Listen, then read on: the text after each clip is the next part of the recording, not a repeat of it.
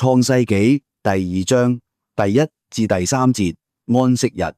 咁樣，天地同天地間嘅一切點綴都完成咗。到第7天，天主造物嘅工程已完成，就喺第7日休息，停止咗所作嘅一切工程。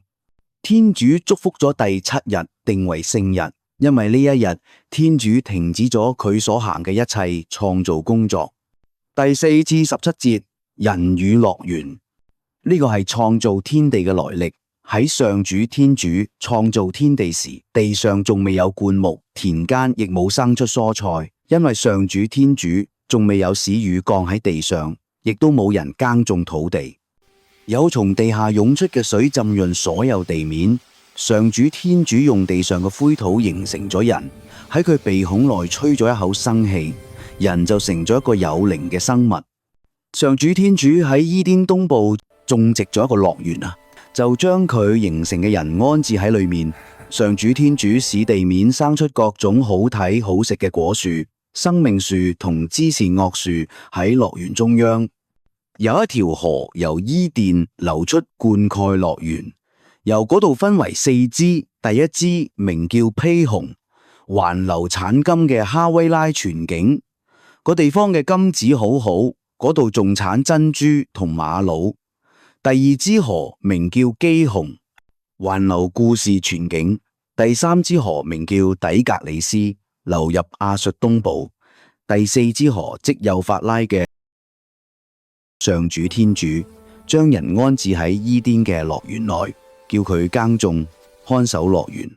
上主天主俾人下令話，樂園中各樹上嘅果子你都可食，只有知善惡樹上嘅果子不可食，因為嗰日你食咗必定要死。第18至25節，做女人立婚姻。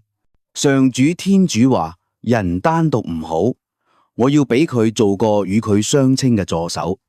上主天主用塵土做咗各種野獸同天空中嘅各種飛鳥，都引到人面前，睇佢點樣起名。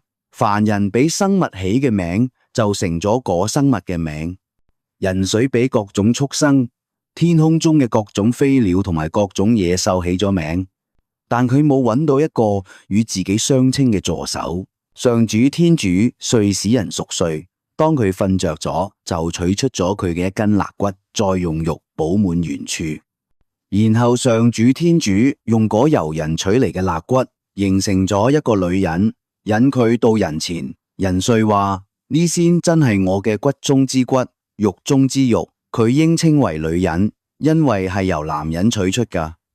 為此，人應離開自己嘅父母，依附自己嘅妻子，二人成為一體。